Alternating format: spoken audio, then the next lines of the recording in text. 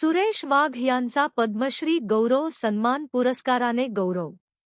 नवी दिल्ली. राष्ट्र उभारणी, शिक्षण व मानवतेच्या कार्यातील उल्लेखनीय योगदानाबद्दल जळगाव येथील प्रा. सुरेश रामचंद्र वाघ यांना पद्मश्री गौरव सन्मान पुरस्काराने सन्मानित करण्यात आले.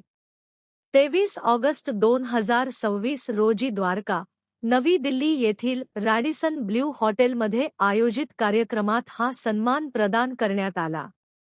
प्रा. वाघ यांनी साने गुरुजी महाविद्यालयात प्राचार्य म्हणून कार्यरत असताना विविध राज्य व राष्ट्रस्तरीय पुरस्कार प्राप्त करून ते महाविद्यालयाला अर्पण केले. सेवानिवृत्तीनंतर आधुनिक पद्धतीने केळी उत्पादन करत शेती क्षेत्रातही उल्लेखनीय कार्य केले. तसेच सामाजिक व राष्ट्रीय कार्यात सक्रिय सहभाग घेत महाराष्ट्रासह इतर राज्यांमध्ये संघटनात्मक कार्याचा विस्तार केला. शिक्षण क्षेत्रात अनेक डॉक्टर, अभियंते घडविण्यासह विद्यार्थ्यांना आणि कार्यकर्त्यांना त्यांनी प्रेरणा दिली आहे.